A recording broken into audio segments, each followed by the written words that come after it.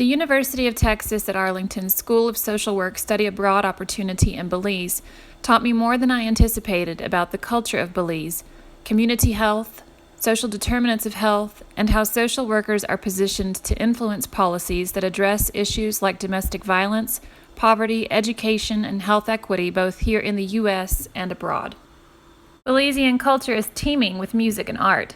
We had the privilege of visiting the Mayan king and his wife in their home to listen to him perform traditional Mayan music on his harp. We also had the opportunity to listen to locals in Punta Gorda play the Garifuna drums. Artwork depicted the faces of important leaders, Belizean lifestyle, and the beautiful wildlife of Belize. Opportunities to visit Hillside Clinic, the Polyclinic, Hospital, and the Belize Council for the Visually Impaired gave us a glimpse at both the challenges that healthcare providers in Belize face, as well as the strategies that are being used to address social determinants of health. There is still much work to be done in Belize, and I would love the opportunity to be a part of it. Crime and violence are unfortunately common in Belize. The front page of the Punta Gorda paper was riddled with murders and drug cartel activity. It was unsafe to walk around town after dark, and the nuns at Nazareth kept dogs close by to warn them of anyone coming on their property. Both Hillside Clinic and LOL employ several guards to keep watch over their land, people, and supplies.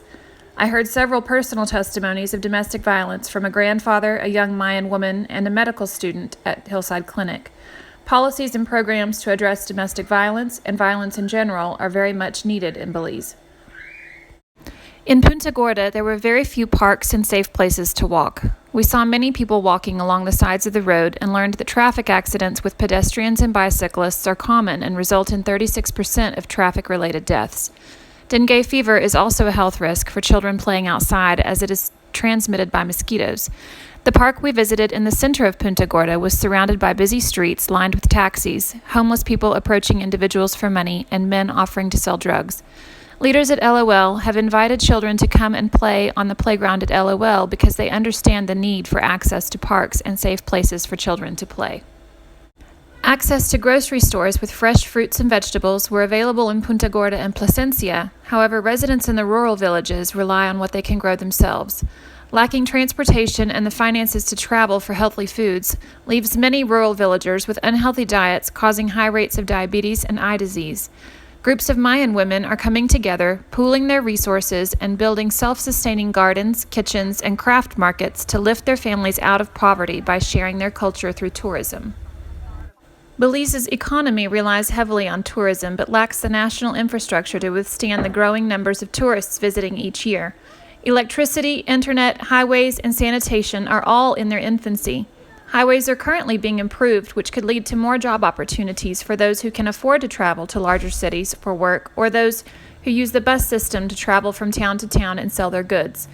Another issue we witnessed thanks to tourism is gentrification taking place specifically in Plasencia, where expats are buying up land and building extravagant homes, driving out residents and creating an even bigger gap between the rich and the poor. Access to clean water is especially difficult for those living in poor rural villages. Many homes have no access to running water, and others have piped water from the river to their homes with only one small faucet. We often saw Mayan women and their children washing laundry in the rivers. Both humans and wildlife are being affected by water pollution. Crocodiles are becoming blind, beaches are littered with trash, and researchers at Tide are combating these issues with their environmental work and putting policies into place to protect the environment and resources of Belize.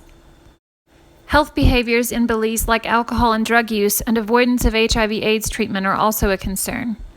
HIV/AIDS is prevalent in Belize, and we learned from visiting the clinics that antiretroviral therapy is only offered in one place in Punta Gorda. Unfortunately, the shame and stigma associated with HIV prevents patients from coming to the clinic to receive their medication, resulting in unnecessary health consequences. Social workers could be instrumental in improving health outcomes in both of these cases. I returned from my study abroad trip with a renewed understanding of global interdependence and a desire to stay involved in international social work. I'm grateful to have witnessed the natural beauty of Belize and to have spent time getting to know my fellow students, professors, and the friendly Belizean people. I hope to come back soon.